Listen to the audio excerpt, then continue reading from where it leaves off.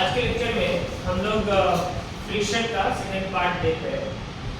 Late me explain the basic concept of friction जो मैंने कल पढ़ाया था उसको थोड़ा सा रिकैप करें।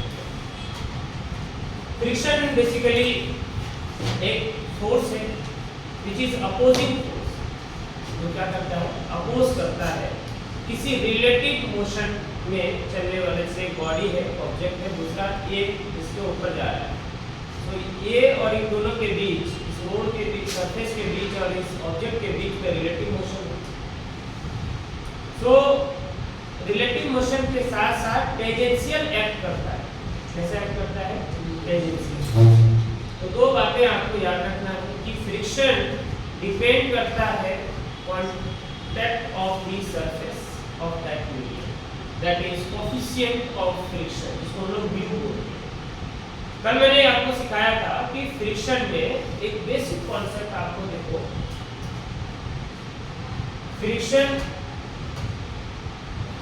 फ्रिक्शन एक अपने आप में क्या है? फोर्स है। कैसा फोर्स है? Opposing force. कैसा force? Opposite force. Opposite force.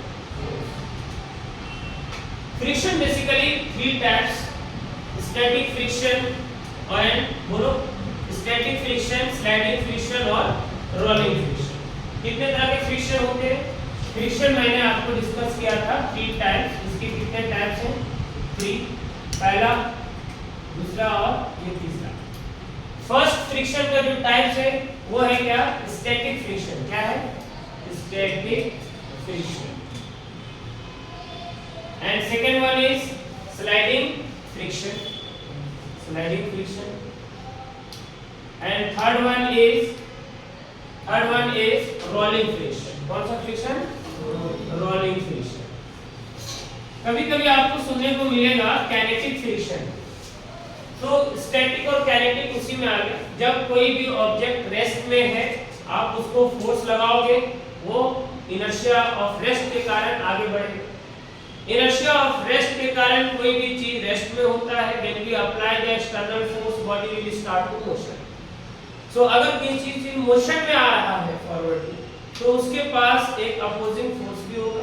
According to the Newton third law, action with reaction, जैसे ही आप मोशन में आओगे तो सरफेस की वजह से क्या होगा? Reaction. So we can say action with reaction, दोनों टाइप एग्जिस्ट करता है। Now the basic concept of friction is depend on, क्या बोला था मैंने आपको? Force is directly proportional to N. What do you mean? Force is directly proportional to N, मतलब force जो होगा वो डायरेक्टली प्रोपोर्शनल किसका होगा? नॉर्मल फोर्स या तो फिर नॉर्मल रिएक्शन फोर्स। तो अगर प्रोपोर्शनलिटी हटाएंगे तो एक कांस्टेंट आएगा, तो क्या बन जाएगा? ये म्यू एन होगा कि नहीं? या तो फिर और म्यू आर। किसी किताब में आपको म्यू आर दिखेगा, कहीं कहीं म्यू एन, दोनों चलता है। सो अगर मुझे म्यू निकालना हो तो म्यू इक्वल टू क्या हो जाएगा? एफ बाई एन, मतलब force by normal force. Mu क्या है यहाँ पे बोलो? कोएफिशिएंट ऑफ फ्रिक्शन, है कि नहीं? Coefficient of friction. तो हर एक मीडियम का मटेरियल के अकॉर्डिंग सबकी कोएफिशिएंट ऑफ फ्रिक्शन क्या होगा? अलग अलग। पानी का फ्रिक्शन अलग कोएफिशिएंट ऑफ फ्रिक्शन, जमीन का अलग कोएफिशिएंट ऑफ फ्रिक्शन। जैसे मैंने आपको बताया कि यहाँ के, अब नॉर्मली अगर आपको यहाँ से 1000 किलोमीटर दूर रांची जाना है, तो अगर प्लेन से जाएंगे तो जल्दी जाएंगे क्योंकि एयर का फ्रिक्शन क्या है? कम। पानी जहाज से जाएंगे तो थोड़ा और जल्दी जाएंगे क्योंकि पानी का फ्रिक्शन कम है। अगर रोड से जाएंगे तो ज्यादा समय लगेगा क्योंकि फ्रिक्शन ज्यादा है, हमें ज्यादा एनर्जी खर्च होगा। So we can say friction depend on that surface. ये म्यू डिपेंड होगा मटेरियल ऑफ दैट सरफेस। जैसा मटेरियल होगा सरफेस का, वैसा मतलब जैसी रोड वैसा आपकी मोशन, रिलेटिव मोशन डिपेंड करेगा। अब जो कॉन्सेप्ट की बात ये है, ये देखो ध्यान से फिगर में मैंने एक ब्लॉक बनाया। This is a block. इस ब्लॉक का नीचे मैंने इसमें देखो, अगर ये सरफेस है, ब्लॉक के बीच में मास है इसका, ब्लॉक का क्या है मास, इसका नॉर्मल रिएक्शन क्या हो जाएगा mg, नीचे ऊपर क्या n, यह नॉर्मल रिएक्शन फोर्स। इधर से फोर्स लगाओगे, कौन सा फोर्स, एक्सटर्नल फोर्स, तो ये ब्लॉक क्या आ जाएगा मोशन में। जैसे ही ये मोशन में आएगा तो फ्रिक्शनल फोर्स क्या करेगा, अपोज, फ्रिक्शनल फोर्स क्या करेगा अपोज करेगा। तो ये म्यू जो है यहाँ पे एक्ट करेगा फ्रिक्शनल फोर्स रिलेटिव मोशन, ये सरफेस है mu. Let me explain, according to the Newton third law, अगर इधर से मैंने फोर्स लगाया तो अपोजिट फोर्स किधर लगेगा, इस डायरेक्शन में लगेगा कि नहीं, they are react at this direction, normal reaction, so F directly proportional to what, normal reaction for tangential। so we can say कि अगर मैं F equal to mu n लिख रहा हूं तो mu equal to क्या हो जाएगा बोलो, mu equal to what, F by n, F by n, या तो फिर what, F by n का मतलब mg और f का मतलब what, ma, mass into acceleration by mg, cut गया कि नहीं, mm क्या हो गया कैंसिल आउट, तो coefficient of friction a by g भी आ सकता है एक रिलेशन, but they are opposite force. Opposite force अगर देखा जाए तो हमने देखा है चार कोऑर्डिनेट होते हैं किसी भी ऑब्जेक्ट के, चार कोऑर्डिनेट सिस्टम, जैसे कि मैं यहाँ पे दिखाऊं आपको, इधर देखो ऐसा होता है, एक ओरिजिन है, स्टार्टिंग पॉइंट यहाँ पे ब्लॉक है ओ पे, अगर ये आगे जा रहा है तो ये कौन सा डायरेक्शन, x पॉजिटिव, इधर आएगा तो x नेगेटिव, और इधर y पॉजिटिव और इधर y नेगेटिव। तो इसका जो नेट फोर्स होगा इस मास का, वो अगर जीरो हो जाए, एक्सटर्नल फोर्स फ्रिक्शनल फोर्स सब नेट फोर्स जीरो हो जाए, तो बॉडी किस में आ जाएगा, रेस्ट में, यानी इक्विलिब्रियम में, किस में आ जाएगा इक्विलिब्रियम में। So if any body is equilibrium then there net force is zero, so total force which is experienced on that block is zero. So we can say the frictional force formula F equal to mu n और mu r, और क्या हो जाएगा mu mg, n के बराबर क्या mg, clear है। तो बेसिक फार्मूला यहाँ पे क्या आ गया कि अगर नॉर्मल फोर्स मैं इधर से लगा रहा हूँ तो इधर क्या लग रहा है F इक्वल टू ma, और इधर से क्या लगेगा F equal to mu r, होगा कि नहीं, और दोनों इक्वेट करके हम लोग निकाल सकते हैं एक नया फोर्स। सो वी कैन से कि अगर फिर इसके ऊपर normal force tangential act mg, अब मुझे बताओ इधर क्या लगेगा mg sin थीटा, कंपोनेंट के हिसाब से देखा जाए तो इधर से mg cos थीटा और इधर mg sin theta. So this type of concept will be applied in sliding friction only, when we have to find the angle of friction। क्या फाइंड आउट करना होता है, angle of friction। When we are discuss about the angle of friction in that situation, let's see, मैंने एक block लिया ऐसा, कैसा लिया ऐसा, ये क्या है थीटा, और यहाँ पर क्या रखा मैंने एक ब्लॉक, देखो इधर ये मास है ब्लॉक का, फ्री फॉल बॉडी डायग्राम से क्या हो जाएगा, इसके नीचे इस सेंटर से एक इधर फोर्स और इधर फोर्स, mg sin थीटा और mg cos थीटा, इधर क्या लगेगा बोलो mg sin थीटा और इधर mg cos थीटा, होगा इस डायरेक्शन में mg sin थीटा और इधर mg cos थीटा, और यहाँ क्या लगेगा बोलो mg, और ऊपर क्या normal reaction force. So if we have to find the angle of friction, क्या हो जाएगा फार्मूला एंगल ऑफ फ्रिक्शन का, What is the formula of angle of friction? Angle of friction का फार्मूला निकालने के लिए क्या करना है हमें, म्यू इक्वल टू फोर्स का मतलब कितना mg sin थीटा, होगा बोलो ना, फोर्स ये देर लग रहा है, क्या लग रहा है mg sin थीटा, जैसे स्लाइड होते हुए आ रहा है ब्लॉक, ये ब्लॉक देखो जैसे स्लाइडिंग होता हुआ आ रहा है, स्लाइडिंग होता हुआ आ रहा है ना, तो कौन फोर्स है mg sin थीटा। अब ये नॉर्मल रिएक्शन फोर्स क्या हो जाएगा mg cos थीटा के बराबर होगा कि नहीं? So mg cancel out, sin theta by cos theta is what? tan theta. So theta equal to what? tan inverse mu. tan inverse mu. This is called what? Angle of friction. क्या कहलाएगा? Angle of friction. So angle of friction will be applicable only for sliding friction. When we are slide, जैसे कि मैं इसे एक incline plane पे ऐसे slide करूंगा तो mg sin थीटा से नीचे जाएगा, ऐसे खींच रहा है, और नॉर्मल फोर्स इधर mg cos थीटा, दोनों का रेशियो क्या आ जाएगा? tan theta, that is mu equal to tan theta, tan inverse mu. This is depend on basically on mu. Mu means coefficient of friction. So if you want to calculate the angle of friction, keep in mind कि if any body is sliding with an inclined plane, that component will be break mg sin theta by mg cos theta, mg cancel out. क्या बचा? sin theta by cos theta is equal to what? Tan theta, which is equal to what? Mu. Mu is that refractive index of that medium. We can say as the coefficient of friction. So यहाँ पे हमने तीन concept सीखे. कितने सीखे?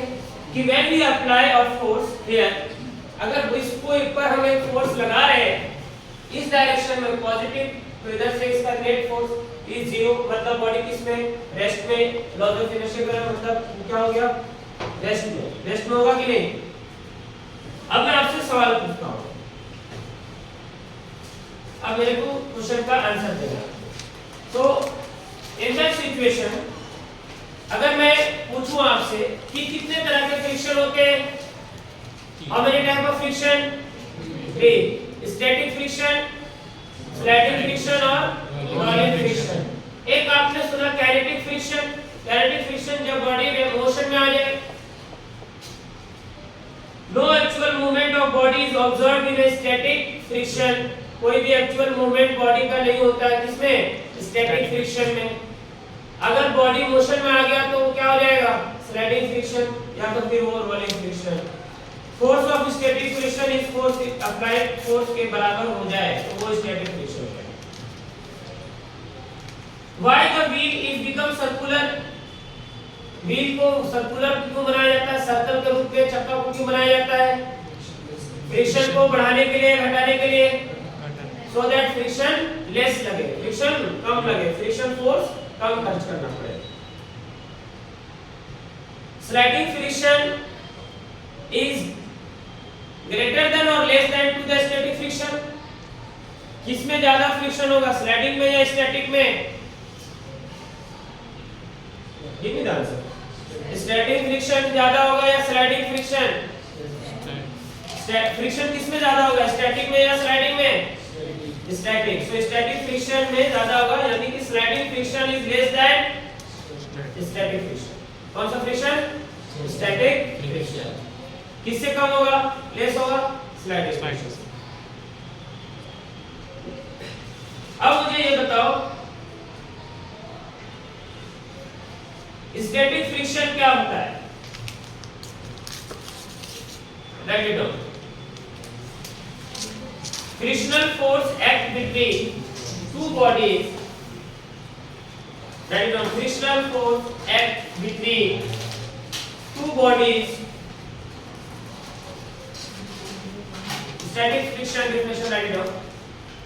Frictional force act between two bodies which are in contact. Which are in contact. Frictional force acts between two bodies which are in contact but are not sliding. But are not sliding. With respect to frictional force act between two bodies which are in contact but are not sliding. With respect to each other. The friction in such cases.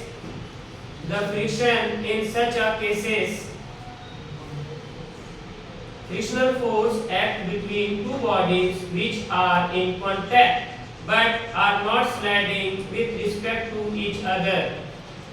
The friction in such cases is called static friction. क्या मतलब हुआ इसका कि अगर कोई भी force लगाने के बाद बॉडी अगर स्लाइड नहीं कर रहा है, they are totally in rest, inertia rest पे है, या इक्विलिब्रियम नेट फोर्स जीरो है, तो कैसा है? स्टैटिक।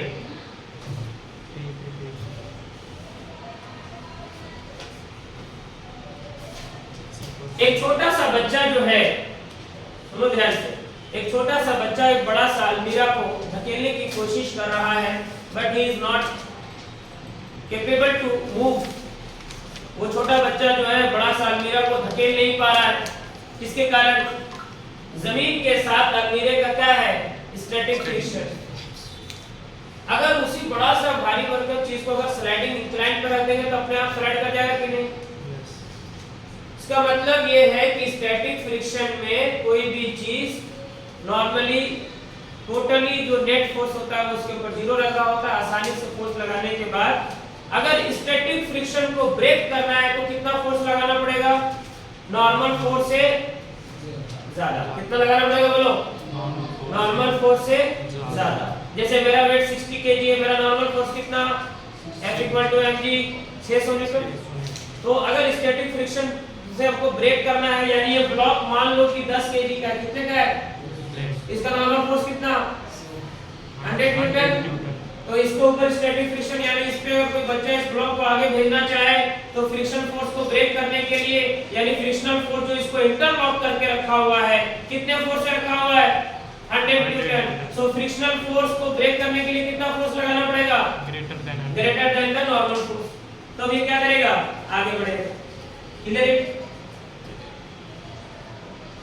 नीचे लिखोगे पॉइंट बना लो। Point number 1, it is a resistive force, RESISTIVE, it is a resistive force when there is no relative motion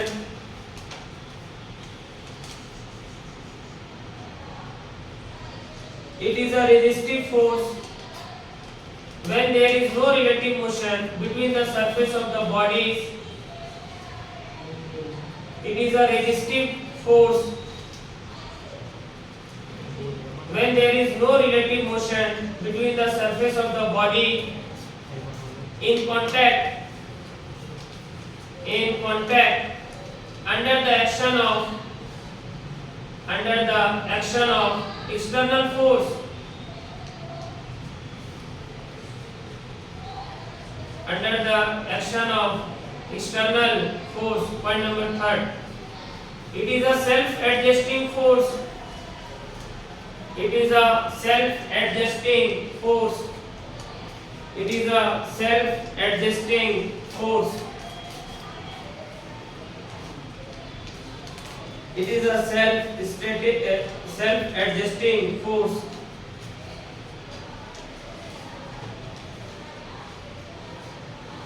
Next point.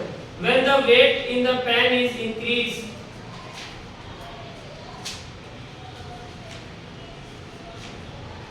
when the weight in the pan is increased, the body may still.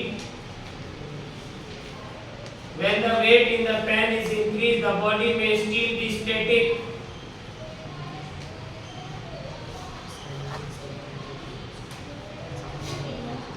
When the weight in the pan is increased, the body may still be static.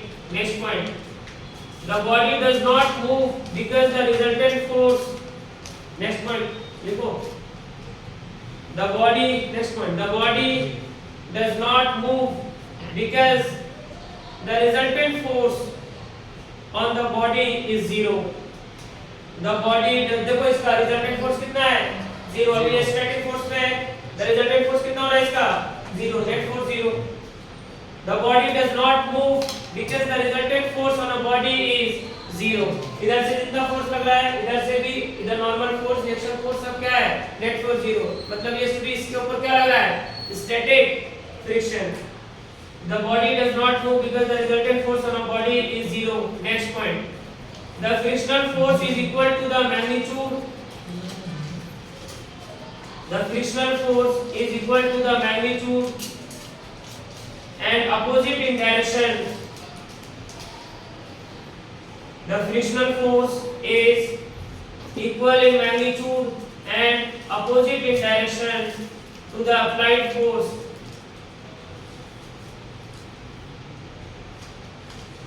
Which is tangential between the two surface. Which is tangential between the two surface.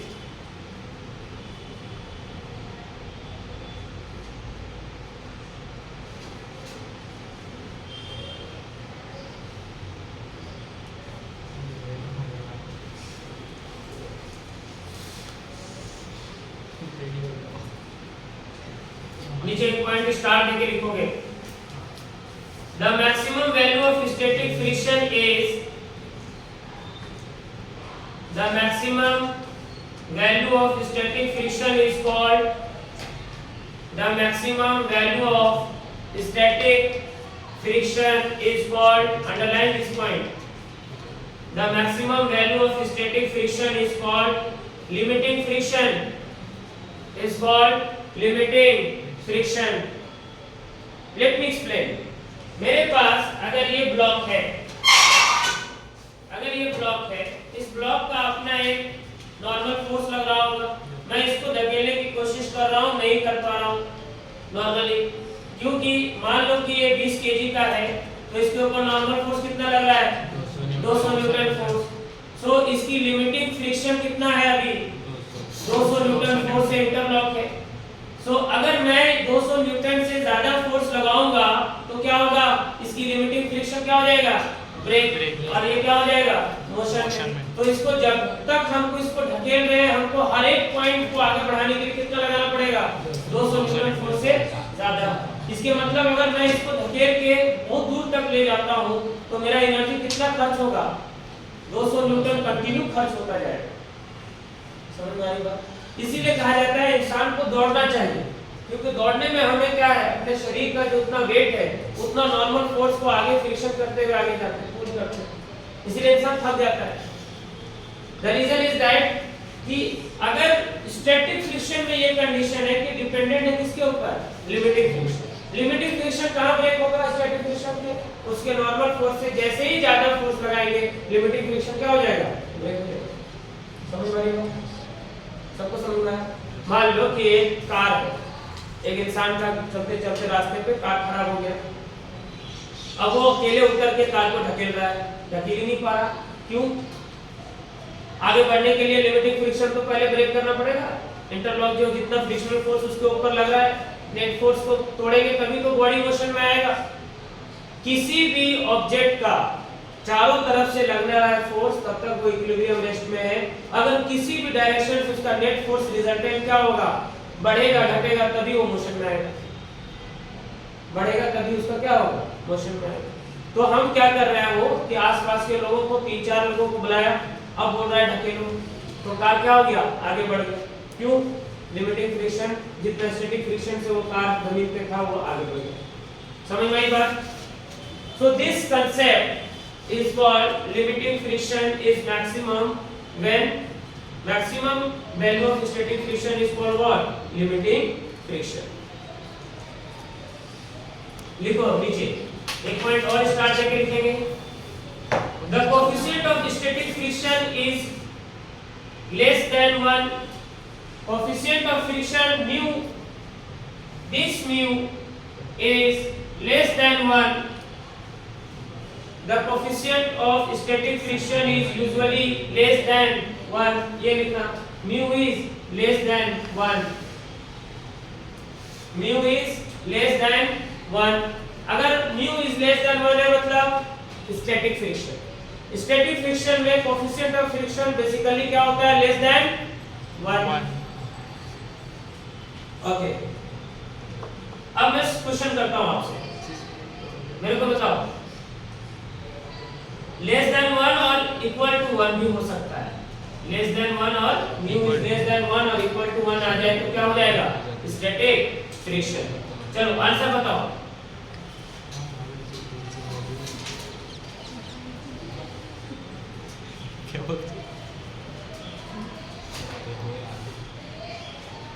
The maximum value of static friction is called dynamic, limiting or rolling friction, या none of these. What is the answer? maximum value of static friction is called? Four option: dynamic friction, limiting friction, rolling friction, या none of these. Last में बोलो. Repeat. The maximum value of static friction is called limiting friction. अभी दिखाया था ना मैंने point में. Next. The coefficient of static friction is always negative, always greater than 1, is always less than 1, usually less than 1. बोलो, static friction में क्या होगा coefficient of friction? Less than equal to 1. Next देखो, dynamic और kinetic friction. Write it down. Dynamic और kinetic friction. Next topic. Dynamic and kinetic friction. Dynamic and kinetic friction. Write it down. लिखो. Dynamic and kinetic friction. Dynamic means what? कोई मुझे बताओ what is the meaning of dynamic? Mechanics में मैंने क्या बताया था? ध्यान से सुनो. अगर the study of force and motion, जब कोई ऑब्जेक्ट या बॉडी रेस्ट में है तो वो क्या है? स्टैटिक है कि नहीं? स्टैटिक रेस्ट में. अगर कोई चीज मोशन में है तो क्या है? डायनेमिक्स. अब मान लो कि यहाँ पे gravitation field always in motion. जो ऑलवेज इन मोशन है डायनेमिक. पानी always in dynamic, that is fluid dynamics. Thermodynamics, heat का मोशन, पानी का मोशन, हाइड्रोडायनेमिक्स. सो जो मोशन में है वो डायनेमिक्स. सो यहाँ पर डायनेमिक कहो उसको या काइनेटिक फ्रिक्शन. बात देखिए, मतलब काइनेटिक फ्रिक्शन में वो क्या करता है? स्लाइडिंग कर रहा होता है, फ्रिक्शन के साथ मोशन कर रहा होता है. ऐसे सिचुएशन में राइट इट डाउन. डायनेमिक और kinetic friction definition. At a particular value of weight, at a particular value of weight in the pan, at a particular value of weight in the pan, PAN pan, at a particular value of weight in the pan, the applied force overcomes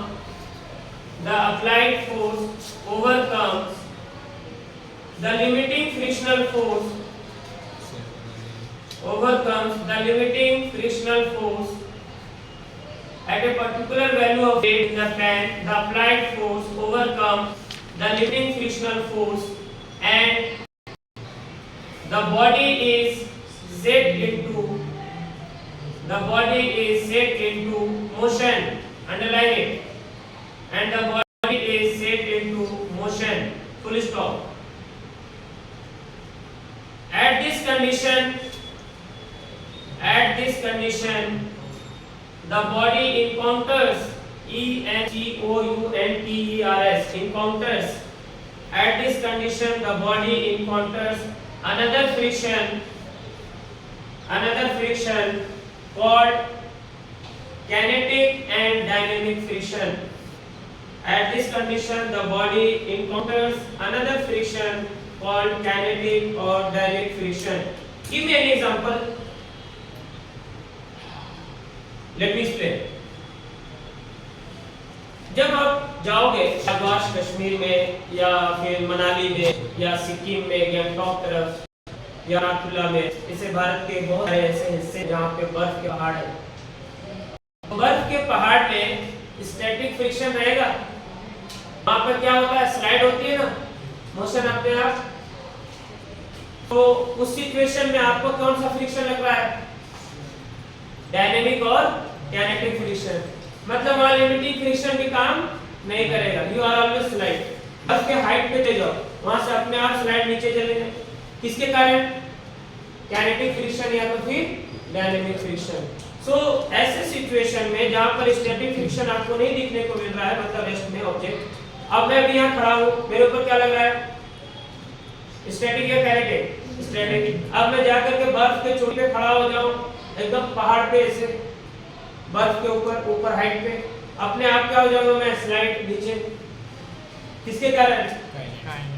kinetic friction या dynamic मतलब motion.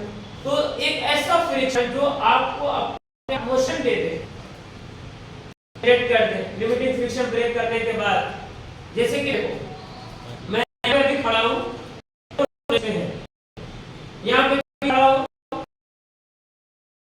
जब तक हमको straight force उतना लगा देगा, लेकिन kinetic friction limitation में क्या कंडीशन है, जैसे मुझे बर्फ पे रख दोगे नीचे चलेगा अपने आप,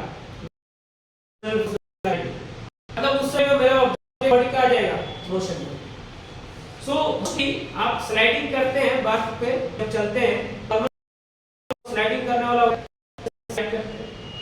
सो दैट सिचुएशन हम क्या कर रहे होते हैं, वहां पे काइनेटिक फ्रिक्शन लग रहा है। काइनेटिक डायनामिक्स में व्हेन ऑब्जेक्ट ऑफ मोशन। सो यहां पे देखो, अगर ये ब्लॉक है, अभी मैंने रस्सी से इसको रोका हुआ है, किसे रोका हुआ है, यहां पे रस्सी से इसको बांध कर रोका हुआ है। जैसे ही इसको थोड़े काट दिया मैंने, नीचे स्लाइड कर जाएगा कि नहीं, किस कारण, काइनेटिक या स्टैटिक, काइनेटिक फ्रिक्शन, किसके कारण, काइनेटिक फ्रिक्शन। अच्छा अभी तो स्लाइड कर गया नीचे, फिर रस्सी से हम बांध के इसको क्या करेंगे, खींचेंगे, तो कौन सा फ्रिक्शन, स्टैटिक या डायनामिक या काइनेटिक, काइनेटिक फ्रिक्शन या स्टैटिक, स्टैटिक। फिर से सवाल करो, देखो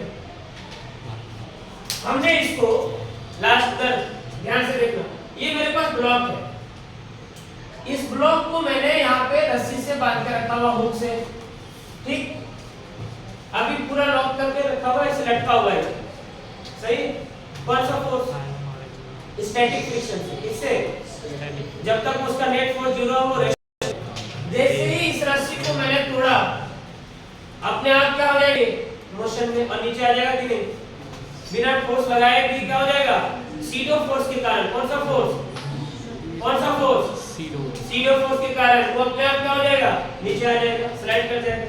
अच्छा अब यहाँ पर आ गया ब्लॉक, मान लो इस जगह पे, फिर यहाँ से रस्सी से बांध के मैंने इसको खींचना है ऊपर, तो कौन सा फोर्स लगाएंगे, स्टैटिक या काइनेटिक, स्टैटिक, क्योंकि अब वो क्या हो रहा है, तुम्हें फोर्स उतना ही लगाना पड़ेगा जितना वो फ्रिक्शन एक्ट कर, क्लियर है। तो फ्रिक्शन दोनों तरफ से लग रहा है, एक जब स्लाइडिंग अपने आप हो रहा था उससे काइनेटिक या डायनामिक, जब ऊपर खींचा इसको तो टोटल नेट फोर्स के बराबर खींचना पड़ेगा। मान लो कि ये ब्लॉक कितने का है, 10 केजी, कितने का है ये, 10 केजी, तो ये नीचे गिर रहा होगा कितने फोर्स से, हमको नहीं मालूम कितना स्पीड में नीचे आएगा वो, लेकिन वो जाएगा सीडो फोर्स। सीडो फोर्स मतलब इल्यूजन फोर्स, झूठा फोर्स, फ्रिक्टियस फोर्स भी बोलते हैं, जहां पे फ्रिक्शन फोर्स लगता है, dynamic force.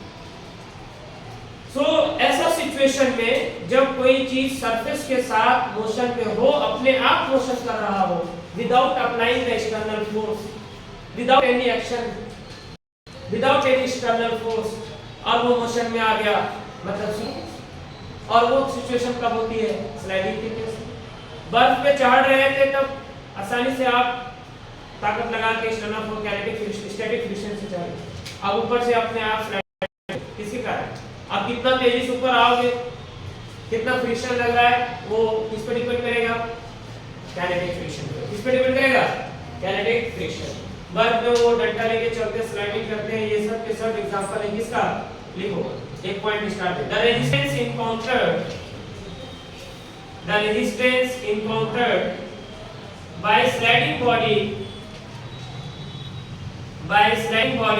on a surface, the resistance encountered by a sliding body on a surface is known as kinetic friction, is known as kinetic friction or dynamic friction or sliding friction।